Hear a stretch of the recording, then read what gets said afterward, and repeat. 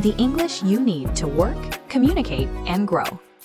Hello, welcome to 20 Minutes English for Work podcast. My name is Tom. And my name is Liz. This podcast is for you if you understand English but still feel insecure when you need to speak at work.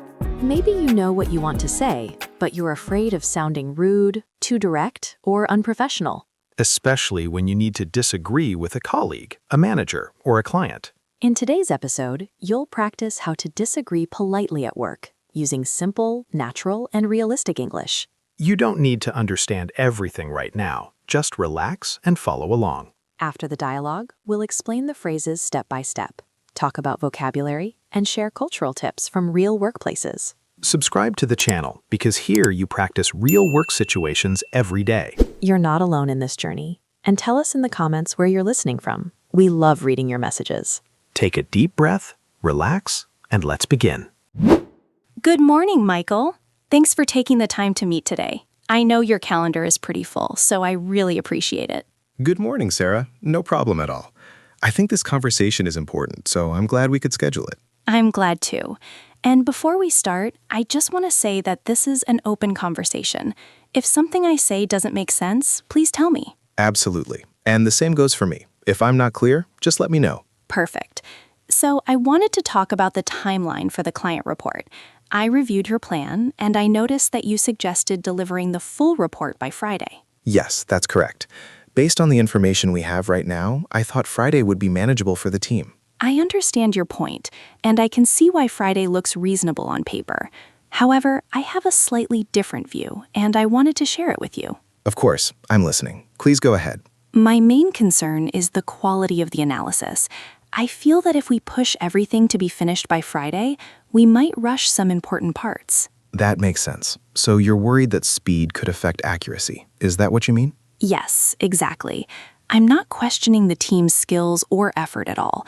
I just want to make sure we deliver something we're truly confident in. I appreciate you clarifying that. At first, I thought the concern was mainly about workload. That's understandable. And honestly, workload is also part of it, but quality is my top priority here. I see. From my side, the reason I suggested Friday is because the client mentioned last week that timing is critical for their internal presentation. That's a very good point. Thanks for bringing that up. I had that in mind as well. So I guess the challenge is finding a balance between quality and timing. Exactly. And I don't want this to sound like I'm rejecting your idea completely. I just think we might need a small adjustment. I appreciate the way you're putting this. It feels like a discussion, not a confrontation. That's good to hear. Disagreeing politely is something I'm actively trying to improve. You're doing great. Keep going. These conversations are part of professional growth. Thank you. So one idea I had was extending the deadline slightly, maybe until Monday, to give us more breathing room. I understand the logic. My concern with Monday is that the client might feel disappointed if we change the plan now. That's a fair concern. I don't want to damage the relationship with the client either. Exactly. They've been very clear about their expectations so far. What if we approach it differently? Instead of changing the deadline completely, maybe we can split the delivery. Can you explain that a bit more? Sure. What if we send a draft or preliminary version on Friday, and then follow up with the final polished report on Monday? So the client would receive something on Friday, but with the understanding that it's not the final version. Yes, exactly. We would clearly communicate that it's a draft and that the final insights will come shortly after. That could work. Let me think for a second. Do you think the client would be okay with a draft? I believe so, especially if we explain the reason behind it. Transparency usually helps. I agree. Clients often appreciate honesty, as long as expectations are managed properly. That's my experience too. And this way, we don't sacrifice quality just to meet a date. That's true. I initially thought of Friday as a hard deadline, but maybe it doesn't have to be. Exactly. We can frame Friday as a checkpoint instead of a finish line. I like that wording. A checkpoint sounds less stressful. Stress is another thing I wanted to mention.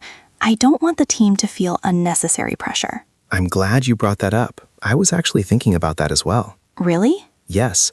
If the team believes Friday is the final deadline, they might work extra hours, which isn't ideal. I completely agree. And that's not the culture we want to promote. Exactly. Sustainable work is better in the long run. So maybe we should be very clear when we communicate this plan to the team. Definitely. Clear communication can avoid misunderstandings. I'll make sure to explain that Friday is for the draft and Monday is for the final delivery. That sounds good. And if you want, I can reinforce that message during our team meeting tomorrow. I would really appreciate that. Thanks for offering. No problem at all. We're on the same side here. Yes, we are. And I want to say that I really appreciate how open you are to discussing this. Thank you. I used to take disagreements personally, but I'm learning that they're part of collaboration. Same here. It's not about who's right, it's about what's best for the project. Exactly. And conversations like this actually improve trust. I agree. To be honest, I was a bit nervous before this meeting. Really? You handled it very calmly. Thanks. I'm trying to practice these situations more, even in English. That's great. Study English every day, and these conversations will feel more natural. You're right. Practice makes a big difference. So, just to make sure I understood everything correctly, let me summarize our plan. Please do. That would be helpful. We will send a draft version of the report on Friday afternoon, clearly marked as a draft. Correct. Then we will deliver the final version on Monday afternoon with all revisions included. Yes, that's exactly it. And we will clearly communicate to both the team and the client that Friday is a checkpoint, not the final deadline. Perfect summary. Thank you. No problem. I'll wait for your draft email to the client before we send anything. I'll write it today and share it with you for review. Sounds good. I appreciate being included. Of course. Thanks again for this productive discussion, Michael. Thank you, Sarah. This was a very professional and respectful conversation. That means a lot. You're doing great, and so is the team. Thanks. If anything changes, just let me know. I will. Have a great rest of your day. You too. Talk to you soon. Hello. Now we're going to review the dialogue you just listened to. That's right. We'll go step by step. We'll review useful phrases, explain key vocabulary, and talk about cultural tips for disagreeing politely at work. Remember, you don't need to understand everything the first time. That's completely normal. Exactly. Take a deep breath, relax, and trust the process. You're doing great, and you can do this. Phrase 1. I understand your point, and I can see why Friday looks reasonable. This is a very important phrase. Notice how Sarah starts by acknowledging Michael's idea before disagreeing. In English, especially at work, this shows respect. You're saying, I hear you, I respect your thinking. For example, you can use this phrase when you don't fully agree but don't want to sound negative. You're not saying you're wrong.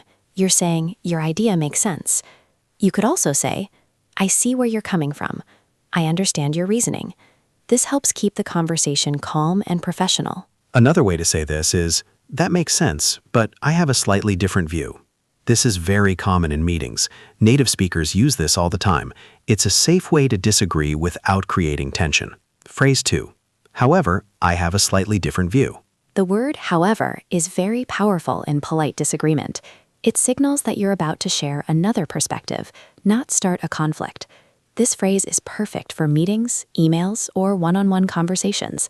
It sounds calm and professional. You could also replace however with that said at the same time.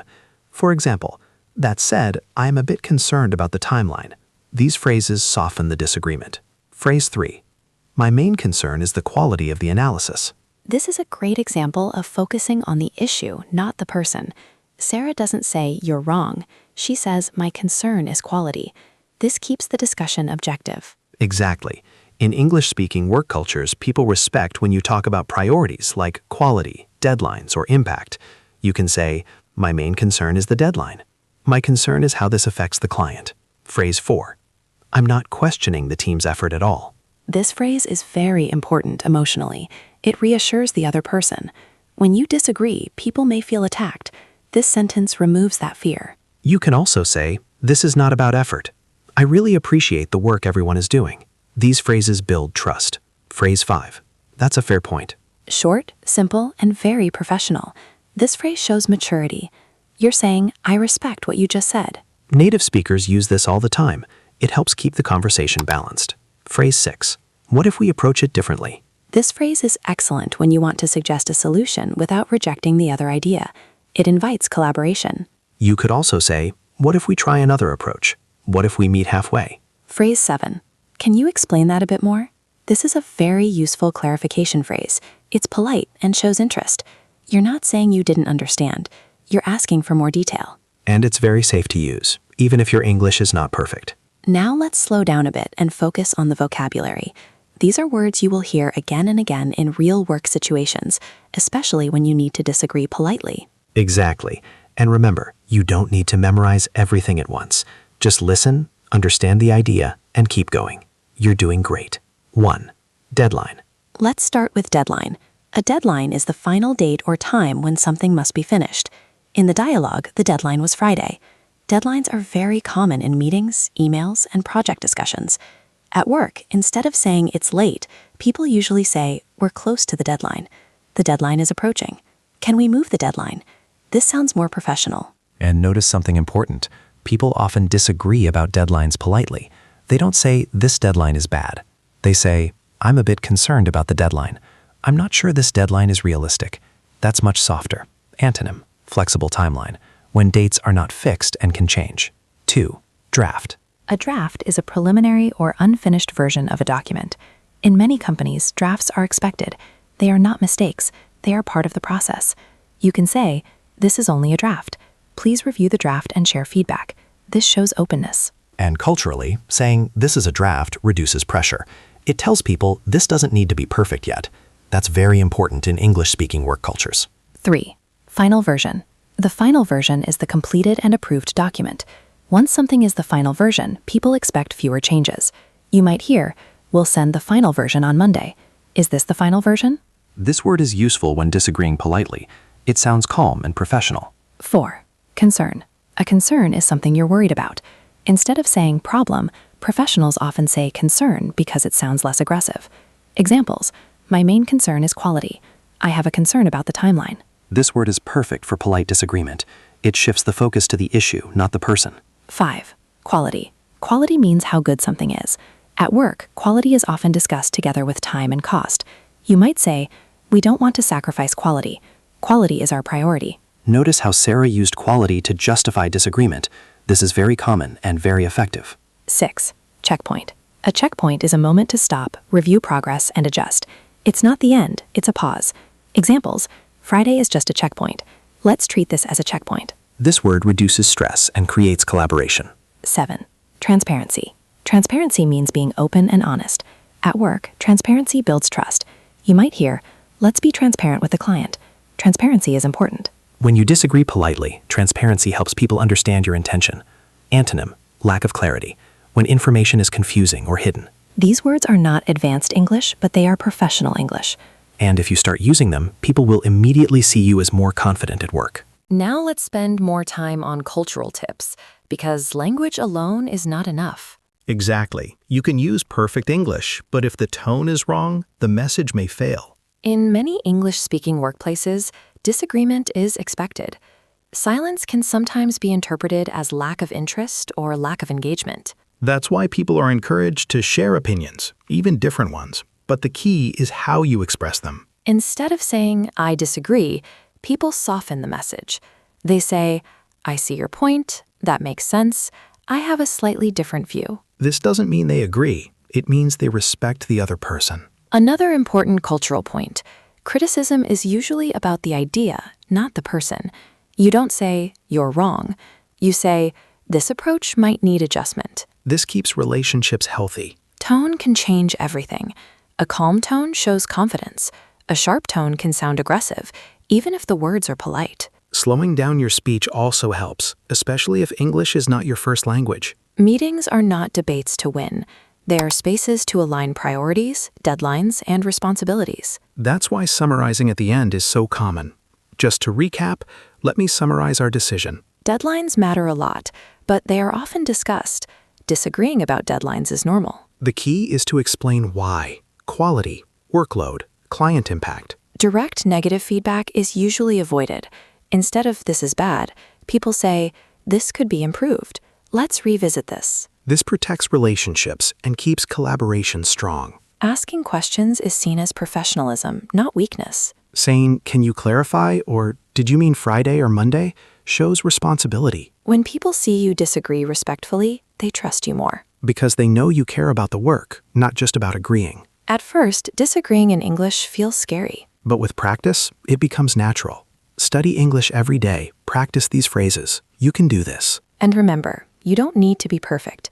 You just need to be clear and respectful. Now that you understand the dialogue, the vocabulary, and the cultural tips, it's time to focus on model sentences. These are sentences you can actually use at work, in meetings, emails, or quick conversations. We'll show complete versions and also short versions for moments when you feel nervous. Remember, repetition helps. The more you hear and repeat these sentences, the easier they become. Expressing a different opinion politely. Let's start with full sentences you can use when you don't agree. I understand your point, but I see it a bit differently. That makes sense. However, I have a slightly different view. I see where you're coming from, but I'm a bit concerned about the timeline. These sentences show respect first, then disagreement. Now the short versions for stressful moments. I see your point, but that makes sense. However, I'm not sure about the timeline.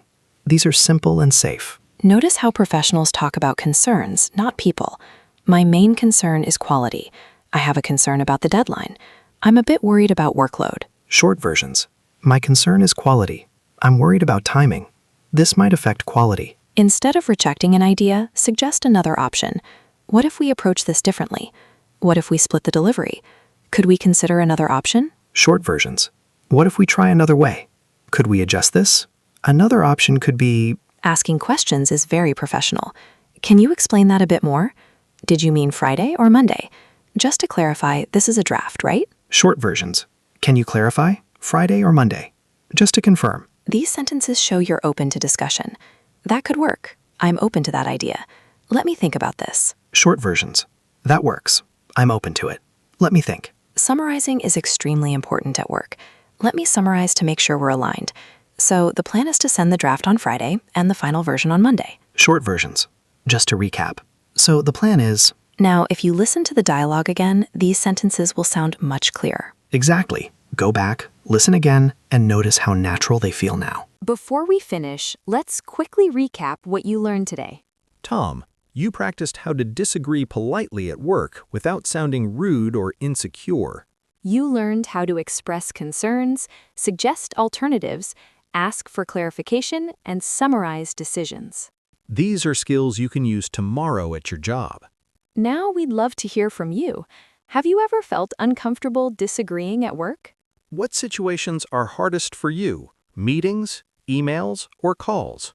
Share your experience in the comments. Your story can help other learners. Keep studying English every day. Small steps make a big difference. You're doing great. You can do this. Don't forget to subscribe, share this episode, and continue practicing with us. See you in the next episode. Bye for now.